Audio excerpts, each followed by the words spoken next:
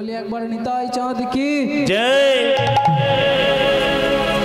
খুবই ভালো লাগলো, আর সবচেয়ে বড় ভালো লাগলো যে আপনারা এই মধ্যাহ্নকালীন মহাপ্রভুর বাণী শুনবার জন্য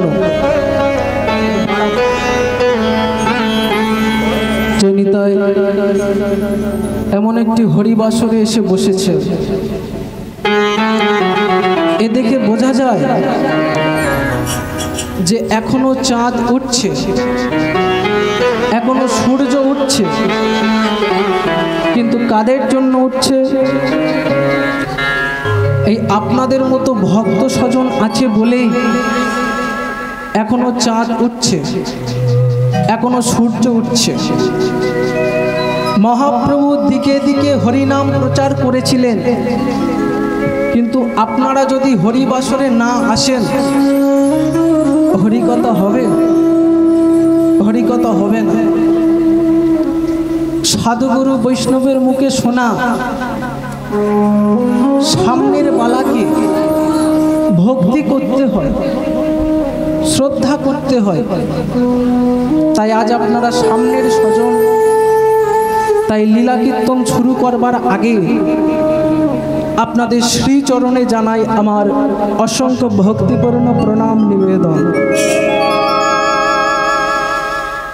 যারা আসতে পারেননি তাদের চরণেও প্রণাম জানাই। যারা কোনোদিন হরিনাম শোনে না অথচ ভগবানের নামে নিন্দে করে বেড়ায়, তাদেরকেও ছাড়ছি না, তাদের চরণেও প্রণাম জানাই। কেন? যে জায়গায় আমরা এসে বসেছি এটা কোনো নিন্দের জায়গা না, কোনো অবহেলা অশ্রদ্ধা করার জায়গা না, এটা প্রেমের জায়গা, এটা ভালোবাসার জায়গা। এখানে পরচর্চা পর নিন্দে নয়। তাছাড়া কাকেই বা আপনি নিন্দে করবেন? অনেকে মালা পরে, অনেকে মালা পরে না। পরে না বলেই যে সে নিন্দীয়, তাকে আমরা আমাদের সমাজ থেকে দূরে সরিয়ে দেব এটা কিন্তু নয়। ও যে পরে না তারও সঙ্গ করো, যেন সেও একটা মালা পরে। অনেকে কীর্তনে আসতে চায় না, ভগবানের নামে নিন্দে করে, হরিনাম শোনে না। তাহলে হরিনাম শোনে না বলেই যে তার সঙ্গ করব না এটা কিন্তু না। যে হরিনাম শোনে না তারও সঙ্গ করো। কেন তুমি করছো? কারণ তাকেও এই পথে নিয়ে আসার জন্যে। তাই অনেকে আমরা তাদেরকে দূরে সরিয়ে দিও না, তাদেরকেও কাছে টেনে নাও। আজকে যে মালা পরছে না, কে বলতে পারে যে আর কোনোদিনই মালা পরবে না? আজকে যে ধুতি পরছে না, কে বলতে পারে যে আর কোনোদিনই পরবে না? পরতেও তো পারে। অনেকে তুলসী কাঠের মালা পরে, অনেকে তুলসী কাঠের মালা পরে না। আজকে আপনারা এগিয়ে আছেন, ওরা পিছিয়ে আছে। কিন্তু মহাপ্রভুর যদি কৃপা হয়, এই সামনে থাকা মানুষগুলো একদিন পিছনে চলে যাবে, আর পিছনে থাকা মানুষগুলো সামনে এসে একদিন বসে বলবে, এ মনের জ্বালা দূরে যাবে, কৃষ্ণ প্রেম উদয় হবে, একবার বদন ভরে সবে মিলে বলো না কৃষ্ণ কৃষ্ণ না।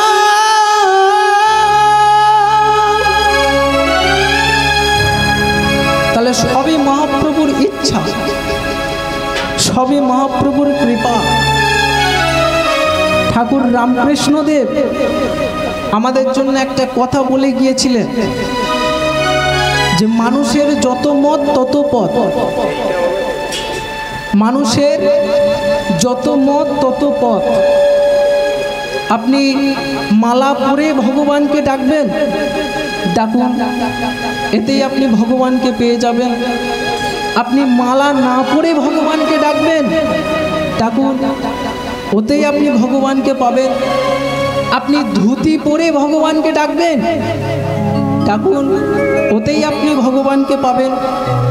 আপনি ধুতি প্যান্ট শার্ট পরে ভগবানকে ডাকবেন, ডাকুন, ওতেই আপনি ভগবানকে পেয়ে যাবেন।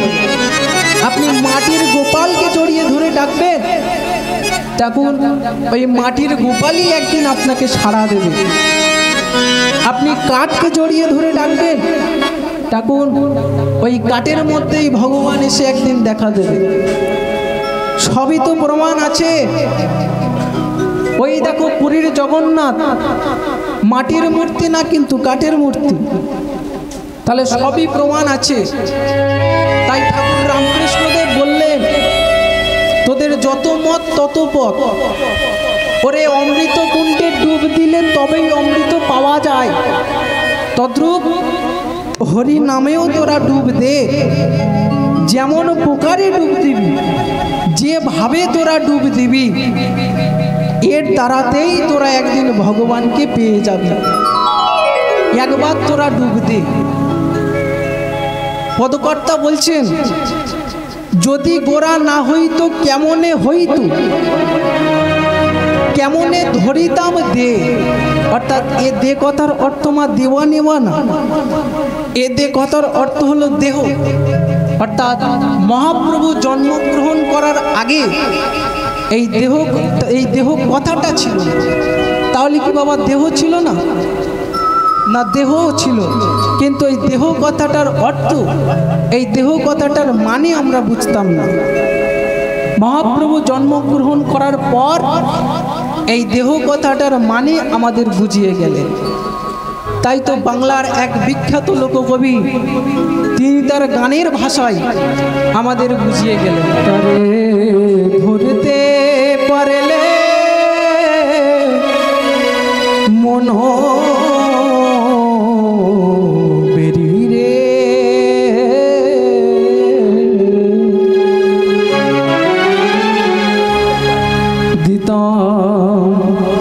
পাখির পা পাখি কেমনে আসে যায়, খাঁচারি ভিতর অচিনি পাখি কেমনে আসে যায়, খাঁচারি ভিতর অচিনি পাখি কেমনে আসে যায়। দেহ খাঁচার ভিতর অচিন পাখি কেমনে আসে যায়, খাঁচারি ভিতর অচিনি পাখি কেমনে আসে যায়। আট কুঠুরি তবে যায়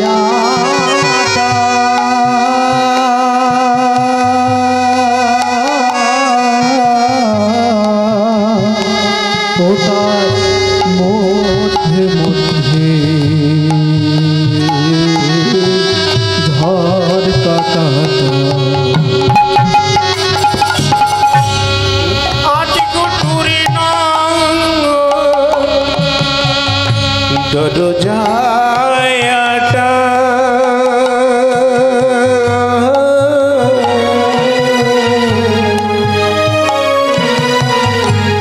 মধ্যে মধ্যে ঝলে থাকা আমার তাহার তোরে কারো পরে সদর কোঠা তাহার তোরে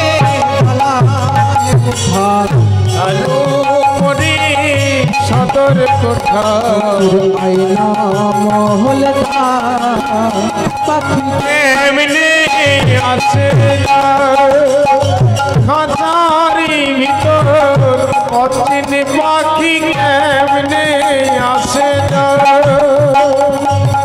চার ভিতর অচিন পাখি কেমনে আসে যায় মন তুই রইলি কারাসে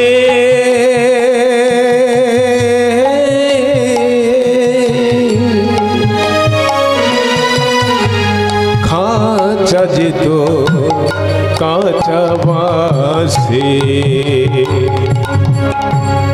মন তুই রইলি নিতাই গৌর কারাসে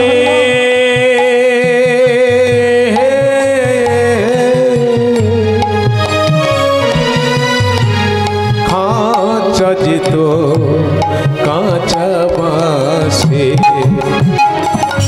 কোন দিন খাঁচা পড়বে খসে কোন দিন খাঁচা পড়বে খসে লালন ভেবে কয় কেমনে আসে যায় এই খাঁচারি ভিতর অচিন পাখি কেমনে আসে যায় এই খাঁচার ভিতর অচিন পাখি কেমনে আসে যায় সেজন্য আমরা এখানে কেউ অচেনা নই, অজানা নই, অপরিচিতি নই, সবাই আমরা সমান।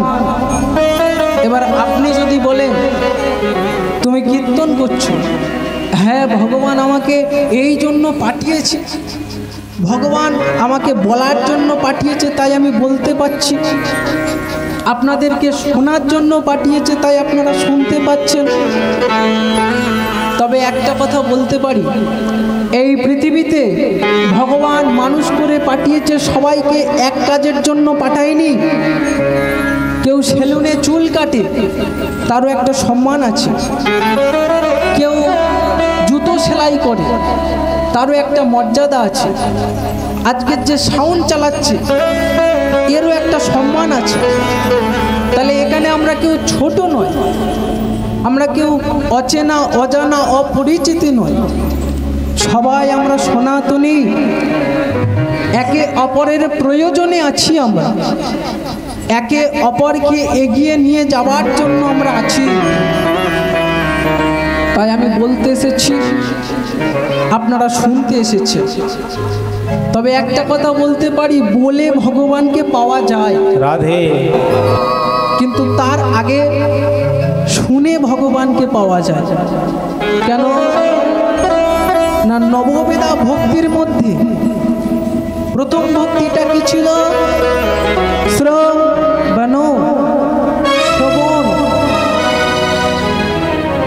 ভক্তি জগতে ভগবানের কাছে পৌঁছাতে গেলে না মা, 9টা পথ আছে।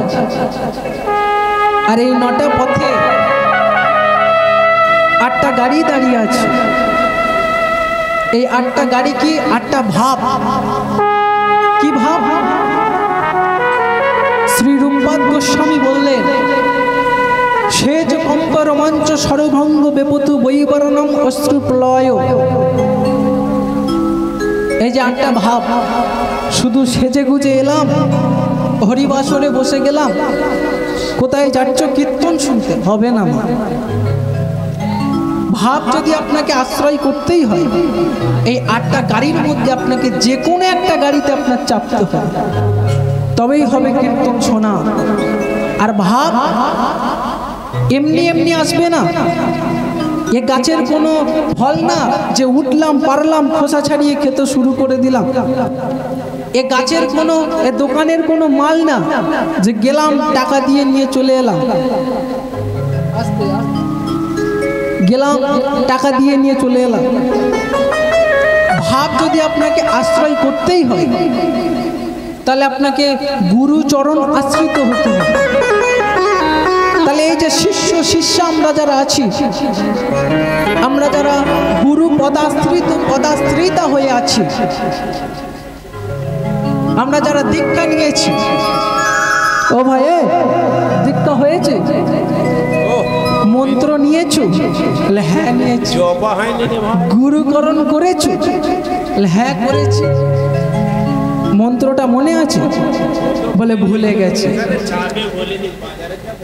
কবে দীক্ষা নিয়েছি? 10 বছর আগে, 5 বছর আগে, আর মনে থাকে? আবার নি, আবার আশ্রয় নিই, চর্চা করতে হবে, অভ্যাস করতে হবে। তাহলে এই যে অভ্যাস, এই অভ্যাস দ্বারা আমাদের লাভ কি আছে? বলি সারা জীবন ধরে যে কীর্তন শুনছেন, আপনাদের লাভ কি আছে? আমি আমার এক ঠাকুমাকে জিজ্ঞাসা করেছিলাম, ঠাকুমা এই যে হরিনাম শুনতে যাচ্ছ, কি হয় হরিনাম শুনলে? বলে পুণ্য হয়। তাই বলি ঠাকুমা তাহলে চলো তোমার ঘরে দেখি, তুমি ক বস্তা পুণ্য অর্জন করেছো, ক কেজি পুণ্য অর্জন করেছো, ক কলসি পুণ্য অর্জন করেছো, দেখাতে পারো? বলে বাবা পুণ্য কি দেখানো যায়? শোনেন, হরিনাম শুনলে পুণ্য হয় কিনা জানি না, তবে এই যে একটার পর একটা লীলা আপনারা শুনছেন, এই লীলা শুনলে কি হয় জানেন মা? এই লীলার দ্বারা ভগবান জীবকে শিক্ষা দেন। এই লীলা শুনতে শুনতে আমাদের অভ্যাসটা তৈরি হয়। কিসের অভ্যাস?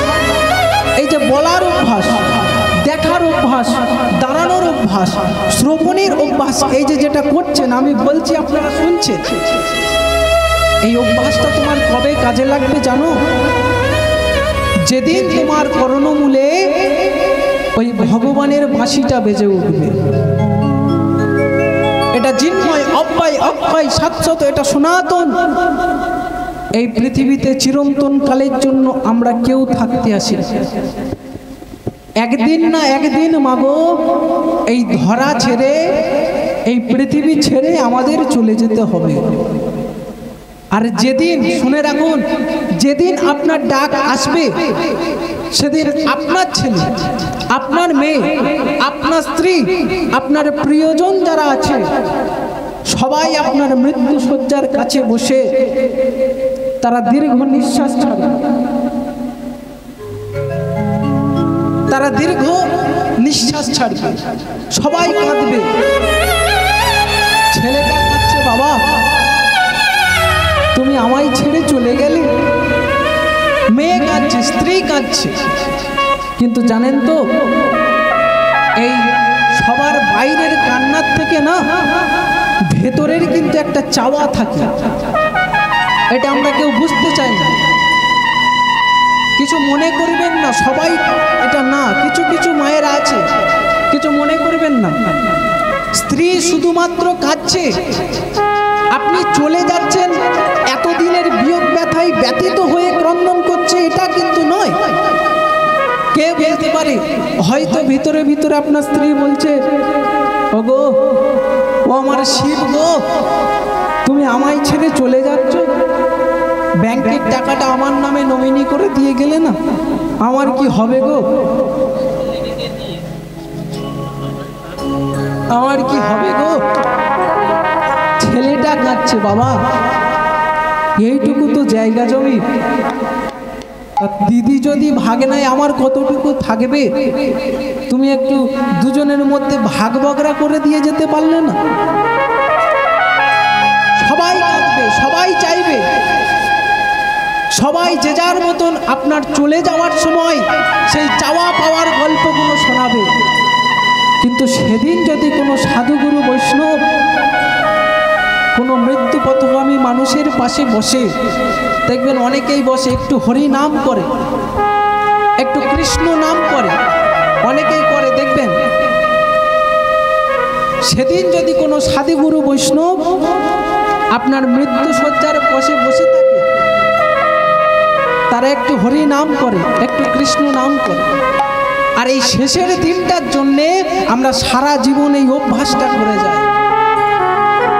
তাহলে আপনারা জানলেন যে ভগবান পাওয়ার জন্য যে সোনা, যেমন ধরুন পরীক্ষিত মহারাজ হরিকথা কৃষ্ণ কথা শুনেছিল, বলেছিল তাকে কে? সুখদেব গোস্বামী। তাহলে ভগবানকে আগে পেল কে? পরীক্ষিত মহারাজ। এই জন্য নববেদা ভক্তির মধ্যে প্রথম ভক্তি হলো শ্রবণ, শোনা। এবার আপনারা কেমন শুনছেন? আপনাদের যদি বাড়িতে অশান্তি থাকতো, আপনারা এখানে স্থিরভাবে বসতে পারতেন? বাড়িতে শান্ত আছে বলেই তো এখানে এসে স্থিরভাবে বসে আছেন। আর যদি আপনাদের মন চঞ্চল হয়, তাহলে চঞ্চল মন নিয়ে মাগো শুধু হরি কথা কেন, ও কোনো কাজটাই আপনার ঠিকঠাক হবে না। চঞ্চল মন নিয়ে আপনি রান্না করছেন, তরকারিতে একবার দুবার তিনবার নুন দিয়ে দিলেন, বাড়ির লোকের সাথে ঝামেলা হয়ে গেল। চঞ্চল মন নিয়ে আপনি বাইক চালাচ্ছেন, যে কোনো মুহূর্তে আপনার অ্যাক্সিডেন্ট হতে পারে। চঞ্চল মন নিয়ে পড়তে বসেছে, ও ছেলে জীবনেও পাস করতে পারবে না। তাহলে মনটাকে আগে স্থির করতে হবে। এ কান কিসের কান? সোনার কান। তাহলে এ কানকে মাগো লোহার কান করলে হবে না, তামার কান করলে হবে না, দস্তার কান করলে হবে না। এই কানকে তৈরি করতে হবে সোনার কান। আর যাদের দেখবেন সোনার কান, তিনি কিন্তু এদিক ওদিক সেদিক ঘাড় ঘোরাবেন না। আর যার দেখবেন লোহার কান, অনেক অনেক হরিবাসর আছে দেখবেন, ও দিদি কীর্তন ভালো হচ্ছে না, চ বাড়ি যা। তাহলে লোহার কান। তদ্রূপ মনটাকে আগে স্থির করতে হবে, তারপরে হরিনামে বসা লাগবে। বলে নিতাই চাঁদি কি না হলো না, মায়েরা বলছে নাকি কিভাবে বলো? ঘুম পেয়ে গেছে। বাবা তোমরা একবার অন্তত বলো, শ্রদ্ধা কম তো কি? ও বাবা মনে মনে বলেছে না, আমরা ভগবানের এই যে আস্তে আস্তে আমরা এখানে কষ্ট করে এসে বসেছি, আর ভগবানের নামে যে একটু জয় দিতে পারবো না এটা তো না, খেয়াল করি মনটা অস্থির হয়ে আছে। ভগবানের নামে যে একটু জয় দিতে পারবো না এটা তো না। মায়েরা ভালো বলতে পারবে, মায়েরা দেখবেন যখন ঝগড়া করে একটুও গলা থেকে আওয়াজ বের হয় না, একটুও বের হয় না। পাশের ঘরে বের হয়, যদি বের হয় তাহলে ঝগড়া করি কেন? সংসারে নিজেদের অধিকার ছিনিয়ে নেব বলে। বাবা ছেলের মধ্যে ঝগড়া, বাবা তুমি আমাকে এটা দেবে না, এটা আমি নেব, আমার অধিকার। স্বামী স্ত্রীর মধ্যে ঝগড়া, স্বামী তুমি আমাকে ওখানে যেতে দেবে না, ওই ছেলের সাথে কথা বলতে দেবে না, আমি বলবো এটা আমার অধিকার। তাহলে সংসার জীবনে যে যার পাওনা গন্ডা মিটিয়ে নেবার জন্য যদি গলা ফাটাতে পারি, চিৎকার করতে পারি, আর ভগবানের নামে একটু জয় দিতে পারবো না এটা তো না। বলি একবার দেখি, এবার কে কে দেখবেন না, একবার হাত তুলুন দেখি। নিতাই চাঁদ কি, চৈতন্য মহাপ্রভু কি, একটু হরিনাম করা যাবে কি? আমি তো মনে করি অবশ্য। কেন? কলিযুগে সব থেকে বেশি কিসের প্রয়োজন? হরি নামের প্রয়োজন। তাহলে এই যে মহাপ্রভু এত লীলা, এত পালা, এত ভক্তের জীবন কাহিনী বলে গেলেন, কেন বলে গেলেন? ধরুন যদি কোনো ছেলে যদি ভাত না খায়, ছেলের মা কি করে? নে বাবা একটু ডাল দিচ্ছি, ভাতটা খেয়ে নে। না খাবো না, একটু সবজি। তাহলে কোনো ছেলে যদি ভাত না খায়, ছেলের মা কি করে? নে বাবা একটু চিনি দিচ্ছি, ভাতটা খেয়ে নে। সন্দেশ দিচ্ছি, ভাতটা খেয়ে না খাবো না। একটু তরকারি দিচ্ছি, ভাতটা খেয়ে নে। না খাবো না। ফোনটা দেবো, খাবি? বলে হ্যাঁ খাবো। তাহলে একটা বাচ্চা ছেলে মা কোলে নিচ্ছে, ভাত দিচ্ছে, ডাল দিচ্ছে, খাচ্ছে না। যেই বলেছে ফোন দেবো, অমনি বলে খাও। তাহলে কথা তো এটা নয়, কথা হচ্ছে যে চিনি দিচ্ছে, সন্দেশ দিচ্ছে, ফোন দিচ্ছে, ডাল দিচ্ছে, তরকারি দিচ্ছে, কেন? যাতে ছেলেটা ভাতটা খায়। তদ্রূপ মহাপ্রভু এত লীলা এত পালা করে গেলেন কেন?